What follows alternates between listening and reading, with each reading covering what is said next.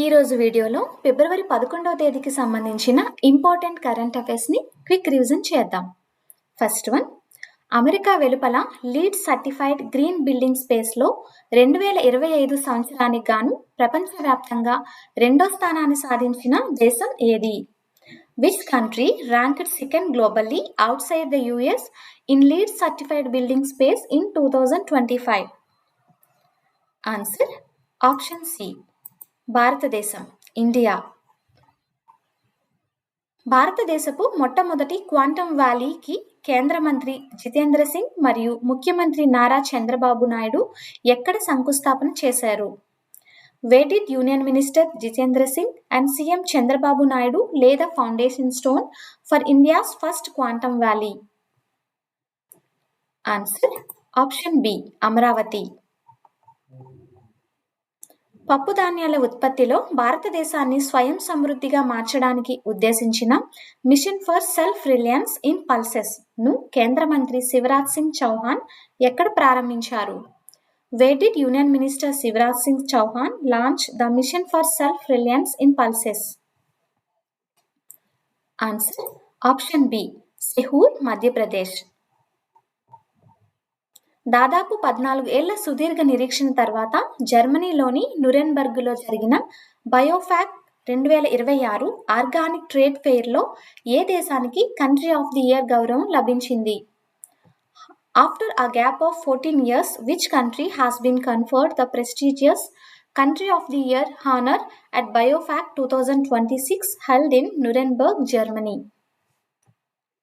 Answer option D, భారతదేశం, India. ఫిబ్రవరి 9, 10, 2026 తేదీల్లో భారతదేశ అధ్యక్షతన న్యూఢిల్లీలో జరిగిన మొట్టమొదటి బ్రిక్స్ షెర్పా మరియు సూస్ షెర్పా సమావేశానికి ఎవరు అధ్యక్షత వహించారు? Who chaired the first meeting of BRICS Sherpas and SUS Sherpas held from 9-10 February 2026 in New Delhi under India's chairship?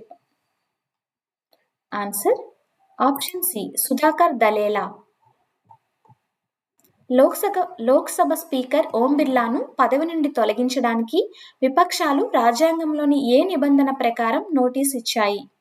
Under which article of the Constitution did the opposition give notice of a no confidence motion against Lok Sabha Speaker Om Birla?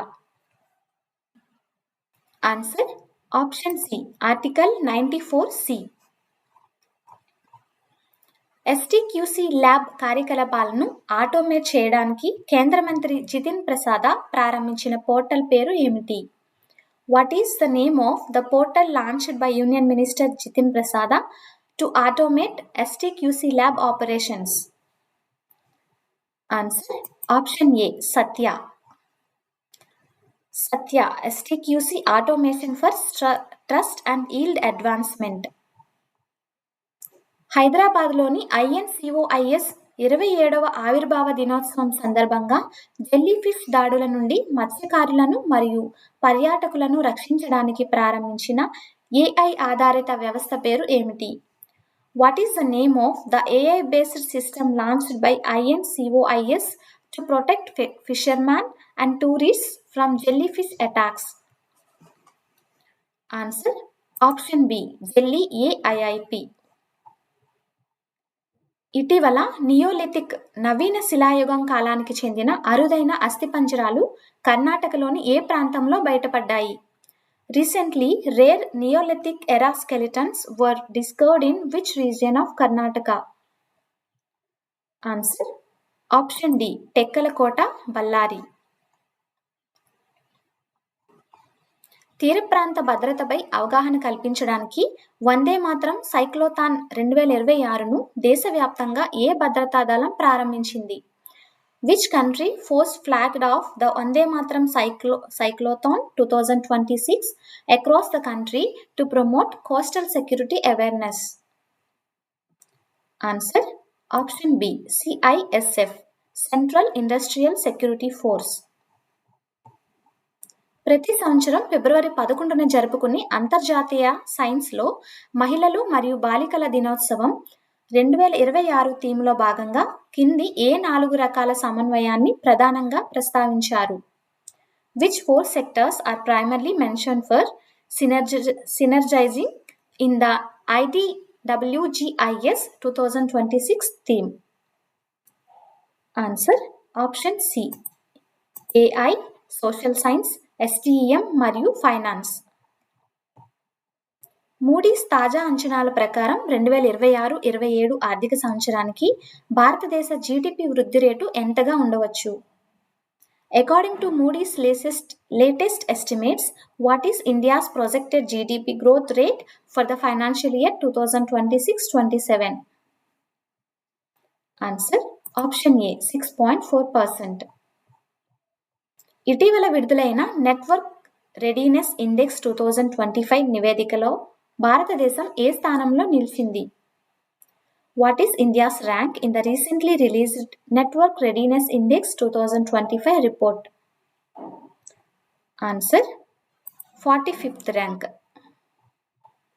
Delhi ప్రభుత్వం 2026 April 1 నుండి ప్రారంభించనున్న లఖ్పతి బిటియా యోజన ద్వారా ఒక ఆడపిల్లకు మొత్తం ఎంత నగదు ప్రోత్సాహకాన్ని విడుదల వారీగా అందించనున్నారు?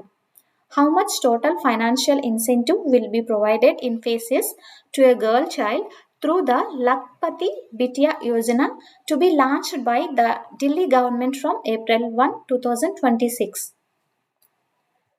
Answer option D 56,000. హైదరాబాద్లో జరగనున్న బయో ఏషియా 2026 సదస్సులో భాగంగా జీనోమ్ వ్యాలీ ఎక్సలెన్స్ పురస్కారం ఎవరికి ప్రకటించబడింది?